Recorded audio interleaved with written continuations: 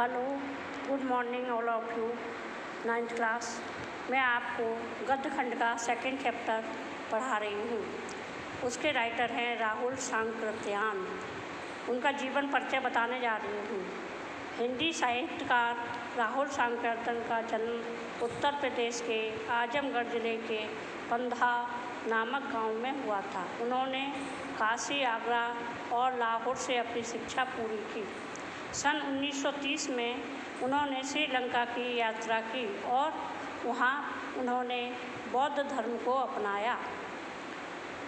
राहुल सांकृत्यान को पाली, प्राकृत, अपभ्रंश, तिब्बती, जापानी, चीनी, रूसी आदि अनेक भाषाओं पर अधिकार होने के कारण उन्हें महापंडित भी कहा जाता है।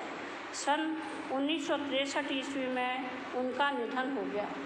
उनकी प्रमुख रचनाएं बहुत सारी हैं। उन्होंने कहानी, उपन्यास, जीवनी, यात्रा, व्रत, आत्मकथा, आलोचना, शोध आदि अनेक विधाओं पर लेखनी चलाई है।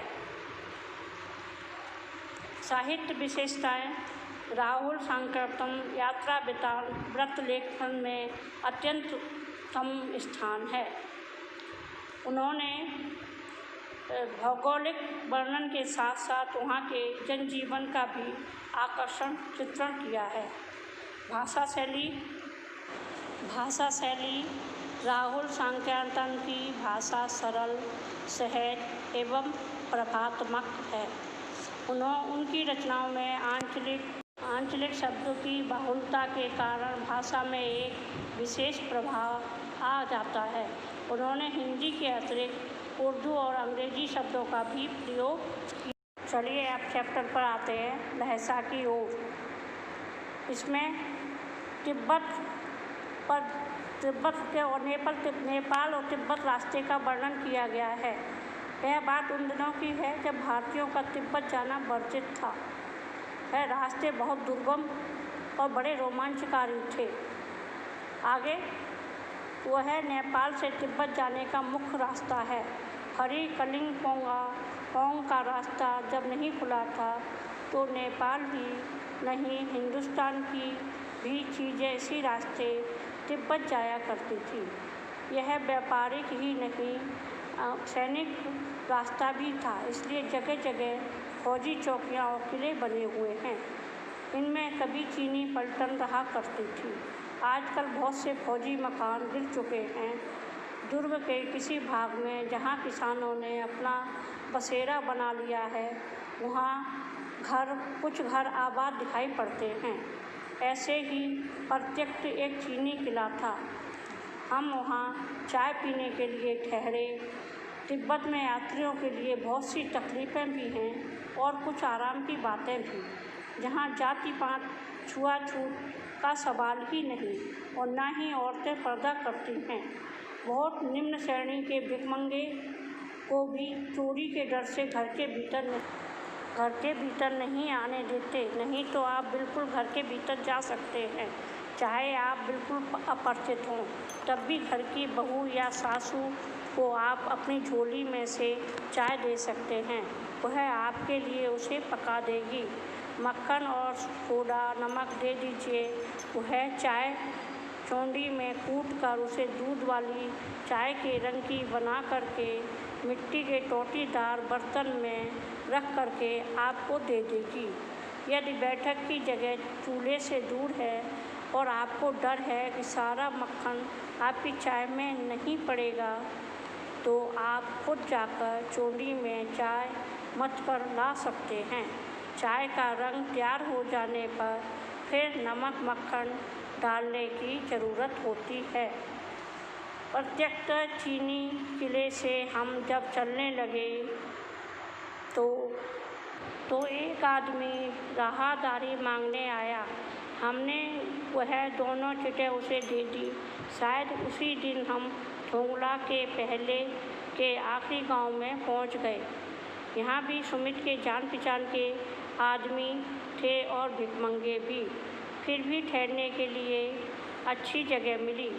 5 साल बाद हम इसी रास्ते लौटे थे और भिखमंगे नहीं एक भद्र यात्री के वेश में घोड़ों पर सवार होकर आए थे, किंतु उस वक्त किसी ने हमें रहने के लिए जगह नहीं दी और हम गांव के एक सबसे गरीब झोपड़े में ठहरे थे। बहुत कुछ लोगों की उस वक्त की मनोवृत्ति पर ही निर्भर है, खासकर शाम के वक्त छंग पीकर बहुत कम लोग होश-वास को दुरुस्त रखते हैं।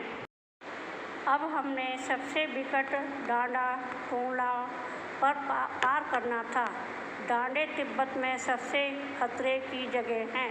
16-17 हजार फीट की ऊंचाई होने के कारण उनकी दोनों तरफ मीलों तक कोई गांव गिराव नहीं होते।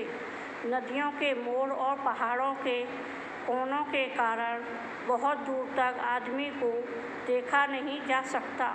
डाकुओं के लिए यह जगह सबसे अच्छी है। तिब्बत में गांव में आकर खून हो जाए तब तो खूनी को सजा भी मिल सकती है, लेकिन इन निर्जन स्थानों में मरे हुए आदमी की कोई परवाह नहीं करता। सरकार खुफिया विभाग और पुलिस पर उतना खर्च नहीं करती और वहाँ गवाह भी तो कोई नहीं मिल सकता। डकैत पहले आदमी को मार डालते हैं, उसके बाद देखते हैं कि कुछ रुपया पैसा है कि नहीं। हथियार का कानून न रहने के कारण यहाँ लाठी की तरह लोग पिस्तौल बंदूक लिए फिरते हैं। डाकू यदि जान से न मारे तो खुद उसे अपने प्राणों का खतरा है। गांव में हमें मालूम हुआ कि पिछले साल ही ठोंगला के पास खून हो गया। शायद खून की हम उतनी परवाह नहीं करते क्योंकि हम भिखमंगे थे और जहाँ कहीं वैसी सूरत देखते टोपी और उतार कर जीभ निकाल लेते। कुची माने होता है दया दया। 1 पैसा कहते भीख मांगने लगते, लेकिन पहाड़ की ऊंचाई चढ़नी थी, पीठ पर सामान कैसे लादते। और अगला पड़ाव 16-17 मील से कम नहीं था। मैंने सुमित से कहा कि यहाँ लोंगकरव तक जाने के लिए लंकोर तक जाने के लिए 2 घोड़े ले लो, सामान भी रख लेंगे और चढ़े चलेंगे। दूसरे दिन हम घोड़ों पर सवार होकर ऊपर की ओर चले। डांडे से पहले एक जगह चाय पी और दोपहर के वक्त डांडे के ऊपर जा पहुँचे। हम समुद्र तल से 17-18 हजार फीट ऊंचे खड़े थे। हमारी दक्षिण तरफ पूरब से पश्चिम की सफ़ेदी थी, न किसी तरह की हरियाली। उत्तर की तरफ बहुत कम बर्फ वाली चोटियाँ दिखाई पड़ रही थी। सर्वोच्च स्थान पर डांडे के देवता का स्थान था, जो पत्थरों के ढेर, जानवरों के सींगों और रंग बिरंगे कपड़ों की झाड़ियों से सजाया गया था। अब हमें बराबर ऊंचाई पर चलना था।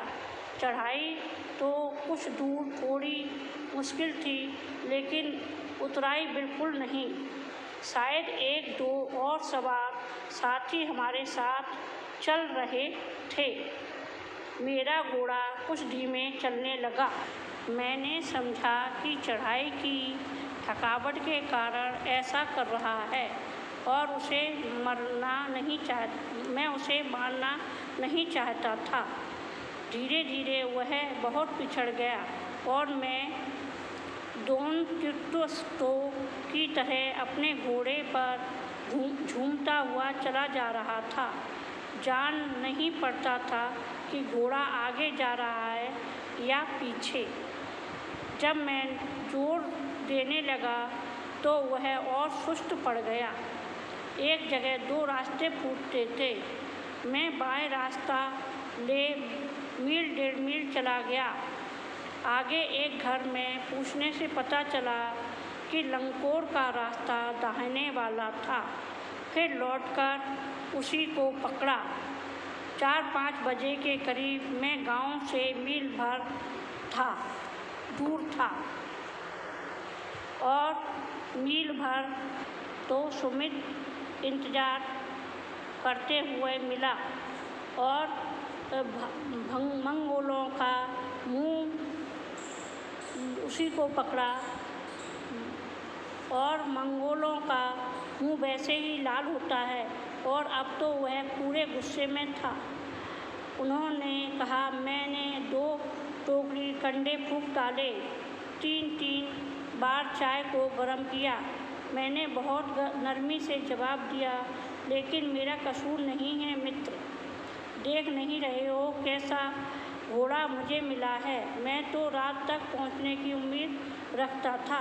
खैर, सुमित को जितनी जल्दी गुस्सा आता था उतनी ही जल्दी वह ठंडा भी हो जाता था। लंगोर में एक अच्छी जगह पर ठहरे थे, जहाँ भी उसके अच्छे यजमान थे। पहले चाय सत्तू खाया, रात को गर्मा गर्म थुक्पा मिला। अब हम टिंगरी के विशाल मैदान में थे, जो पहाड़ों से घिरा टापू सा मालूम होता था, जिसमें दूर एक छोटी सी पहाड़ी मैदान के भीतर दिखाई पड़ती है। उसी पहाड़ी का नाम है टिंगरी समाधिगिरी। आसपास के गांव में भी सुमित के कितने ही यजमान थे। कपड़े की पतली पतली चिड़ी बत्तियों के गंडे खत्म नहीं हो सकते थे, क्योंकि बोध गया से लाए कपड़े के खत्म हो जाने पर किसी कपड़े से बोध गया का गंडा बना लेते थे। वह अपने यजमानों के पास जाना चाहते थे। मैंने सोचा, यह तो हफ्ता भर उधर इधर ही लगा देंगे। मैंने उनसे कहा कि जिस गांव में ठहरना हो उसमें भले ही गंडे बांट दो, मगर आसपास के गांव में मत जाओ। इसके लिए मैंने तुम्हें लहसा पहुंचकर रुपए दे दूँगा। सुमित ने स्वीकार किया। दूसरे दिन हमने भरिया ढूंढने की कोशिश की, लेकिन कोई न मिला। सवेरे ही चल दिए होते तो अच्छा था, लेकिन अब 10-11 बजे की तेज़ धूप में चलना पड़ रहा था। तिब्बत की धूप भी बहुत कड़ी मालूम होती है। यद्यपि थोड़े से भी मोटे कपड़े से सिर को ढक लें तो गर्मी खत्म हो जाती है। आप 2 बजे सूरज की ओर मुँह करके चल रहे हैं। ललाट धूप से जल रहा है और पीछे का कंधा बर्फ हो रहा है। फिर हमने पीठ पर अपनी अपनी चीज़ें लादी, डंडा हाथ में लिया और चल पड़े। यद्यपि सुमित के परिचित टिंगरी में भी थे, लेकिन वह एक और यजमान से मिलना चाहते थे। इसलिए आदमी मिलने का बहाना कर शिवकर बिहार की ओर चलने के लिए कहा। तिब्बत की ज़मीन बहुत अधिक छोटे बड़े जमींदारियों में बटी है। इन जहांगीरों का बहुत सारा हिस्सा मठों में बिहारों के हाथों में है। अपनी अपनी जागीर को मैं हर एक जागीरदार कुछ खेती खुद भी करता है, जिसके पास मजदूर बेकार में मिल जाते हैं। खेती का इंतजाम देखने के लिए वहाँ कोई भिक्षुक भेजा जाता है, जो जागीर के आदमियों के लिए राजा से कम नहीं होता। शेखर की खेती के मुखिया भिक्षु बड़े भद्र पुरुष थे। वह बहुत प्रेम से मिले। हालांकि उस वक्त मेरा भेष ऐसा नहीं था कि उन्हें कुछ भी ख्याल करना चाहिए था। यहाँ एक अच्छा मंदिर था, जिनमें कंजूर की हस्तलिखित 103 पोथियाँ रखी हुई थीं। मेरा आसन भी वहीं लगा। वह बड़े मोटे कागज़ पर अच्छे सब अक्षरों में लिखी हुई थी। एक एक पोथी 15-15 शेर से कम नहीं रही होगी। सुमित ने फिर आसपास अपने यजमानों के पास जाने के बारे में पूछा। मैं अब पुस्तकों के भीतर था, इसलिए मैंने उन्हें जाने के लिए कह दिया। दूसरे दिन वह गए। मैंने समझा